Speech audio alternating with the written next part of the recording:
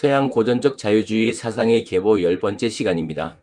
지난 9편에서는 밀턴 프리드먼과 시카고 학파를 통해 오스트리아 학파의 유산이 정책의 언어로 번역되는 과정을 자세히 살펴봤는데요.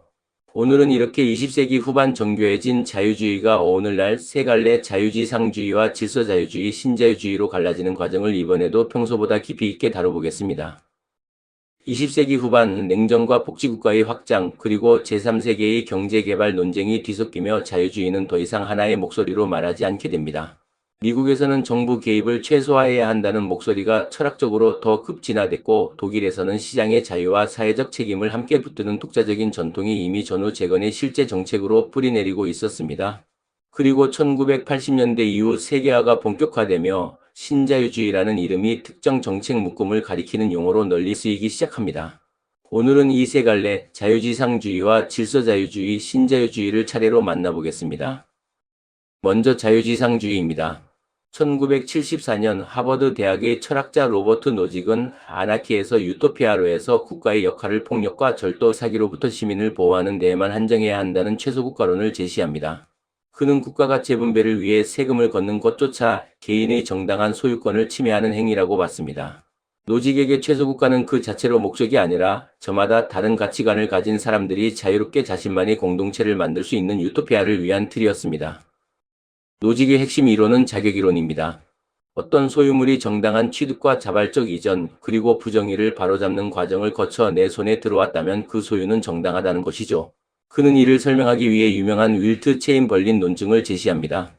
농구스타 윌트 체인벌린이 입장권 한 장당 25센트를 자신에게 직접 지불하도록 계약했고 수많은 관중이 기꺼이 그 돈을 냈다면 그 결과로 체인벌린이 큰 부자가 되었다 해도 그 분배는 정당하다는 것입니다.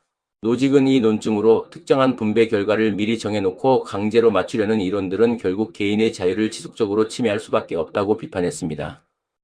노직의 자유지상주의가 국가의 역할을 극단적으로 줄이려 했다면 대서양 건너 독일에서는 전혀 다른 방식으로 자유주의를 지켜낸 전통이 있었습니다. 바로 질서자유주의입니다. 질서자유주의는 1930년대 프라이부르크 대학의 발터 오이켄과 법학자 프란츠 뱀 등이 세운 프라이부르크 학파에서 시작됩니다. 오이켄은 시장이 스스로 알아서 작동하도록 방임하는 것만으로는 충분하지 않으며 국가가 명확한 규칙 즉 경쟁 질서를 세우고 지켜야 한다고 봤습니다.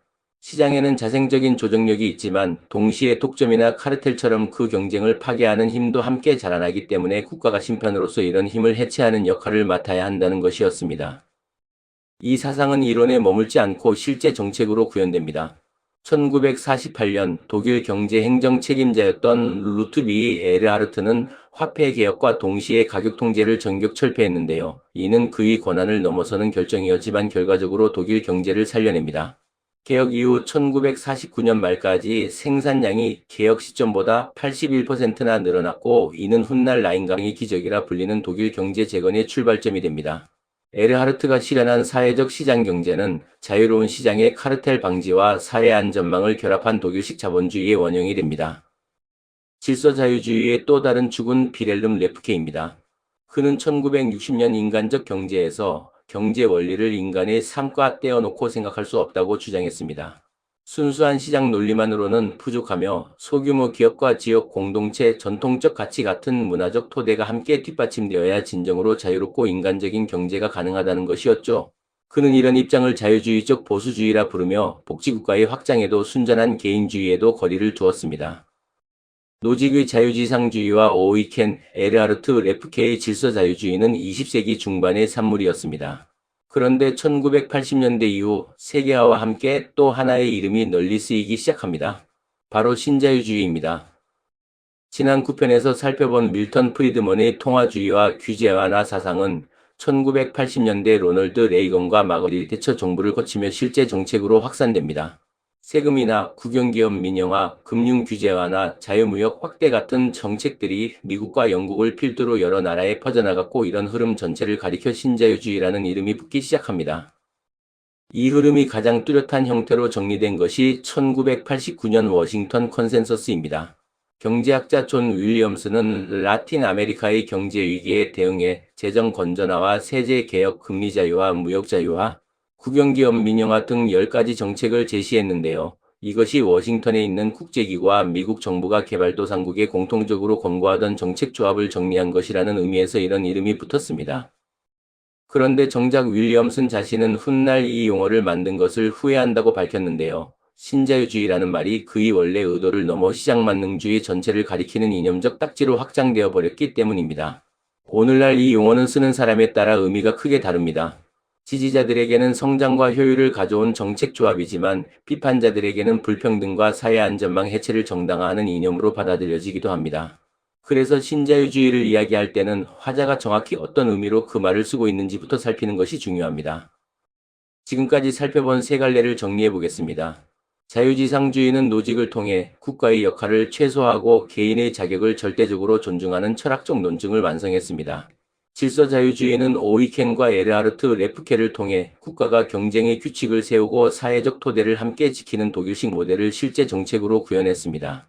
그리고 신자유주의는 프리드먼의 유산이 세계화 시대의 정책조합으로 확산되는 과정에서 붙여진 지금도 뜻이 엇갈리는 이름입니다. 존 로크의 자연권에서 시작된 300년의 여정은 이렇게 세 갈래의 서로 다른 모습으로 오늘날까지 이어지고 있습니다.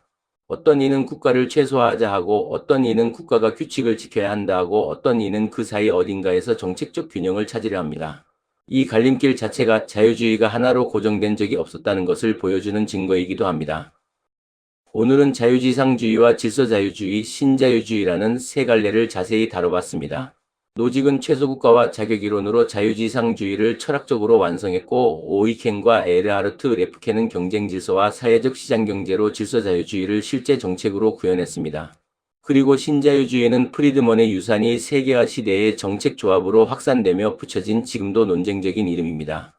이것으로 존 로크의 자연권에서 출발해 계몽주의와 공리주의, 19세기의 절정과 20세기의 위기와 재건을 거쳐 오늘날의 분화에 이르는 서양 고전적 자유주의 사상의 큰 흐름을 모두 살펴봤습니다.